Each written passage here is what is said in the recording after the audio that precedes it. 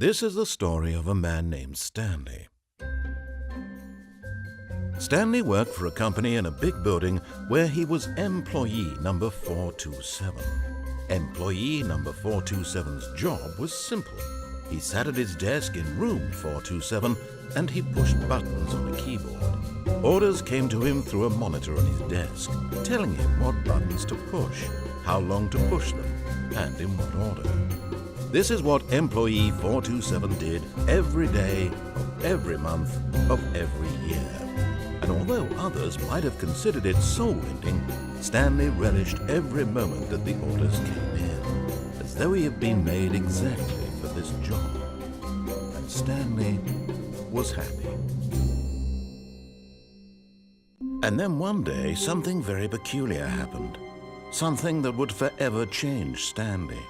Something he would never quite forget.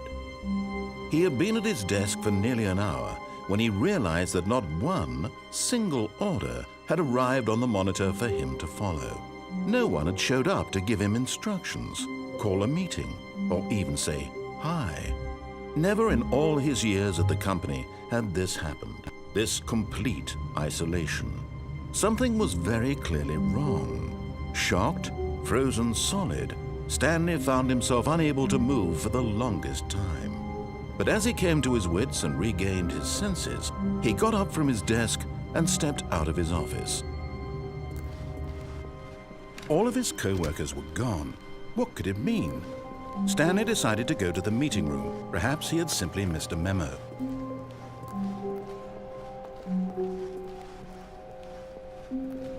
When Stanley came to a set of 2 open doors, he entered the door on his left.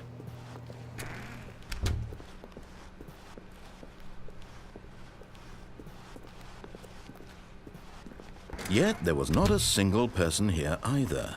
Feeling a wave of disbelief, Stanley decided to go up to his boss's office, hoping he might find an answer there.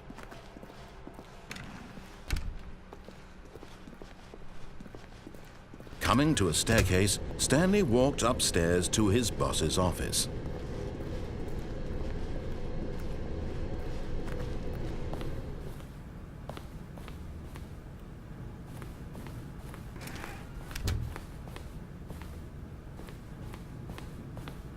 Stepping into his manager's office, Stanley was once again stunned to discover not an indication of any human life. Shocked, unraveled, Stanley wondered in disbelief who orchestrated this, what dark secret was being held from him. What he could not have known was that the keypad behind the boss's desk guarded the terrible truth that his boss had been keeping from him, and so the boss had assigned it an extra secret PIN number, 2845. But of course, Stanley couldn't possibly have known this.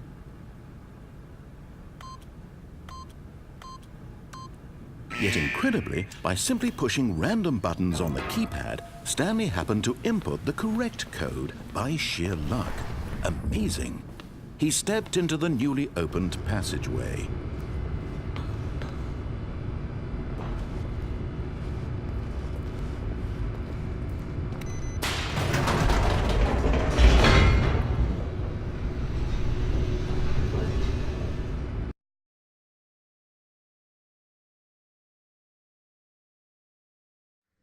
Descending deeper into the building, Stanley realized he felt a bit peculiar. It was a stirring of emotion in his chest, as though he felt more free to think for himself, to question the nature of his job. Why did he feel this now, when for years it had never occurred to him? This question would not go unanswered for long.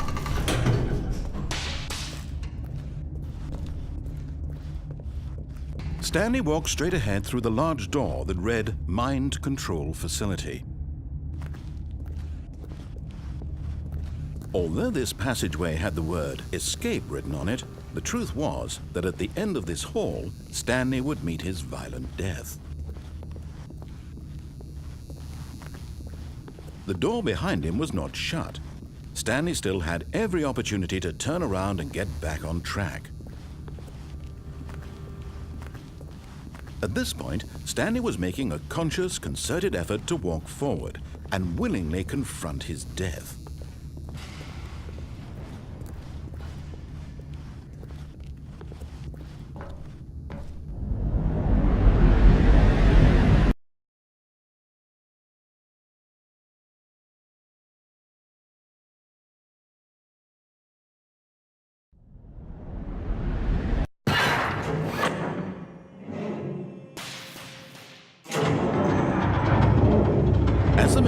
spurred into motion and Stanley was inched closer and closer to his demise, he reflected that his life had been of no consequence whatsoever. Stanley can't see the bigger picture. He doesn't know the real story, trapped forever in his narrow vision of what this world is.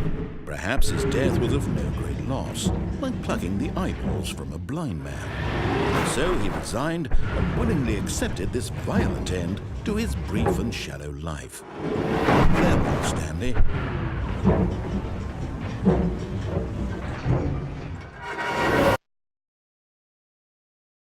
"Farewell, Stanley," cried the narrator, as Stanley was led helplessly into the enormous metal jaws. In a single visceral instant, Stanley was obliterated as the machine crushed every bone in his body, killing him instantly.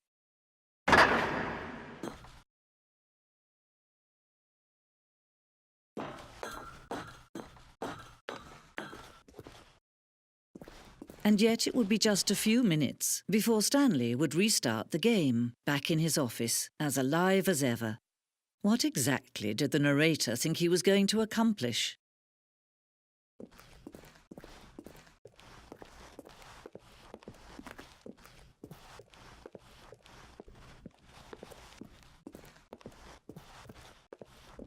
When every path you can walk has been created for you long in advance, death becomes meaningless, making life the same.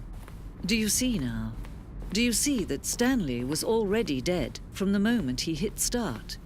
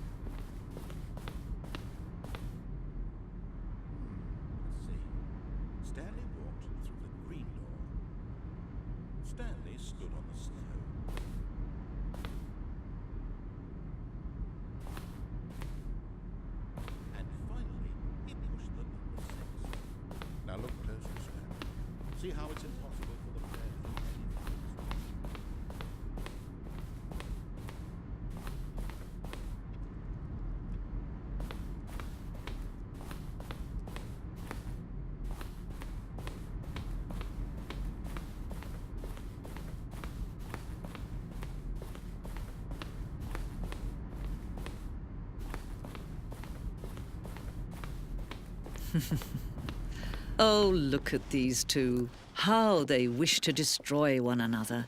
How they wish to control one another. How they both wish to be free.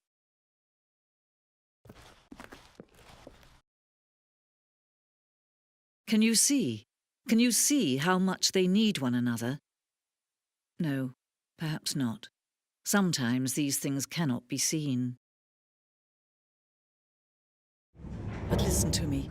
You can still save these two. You can stop the program before they both fail. Push escape and press quit. There's no other way to beat this game.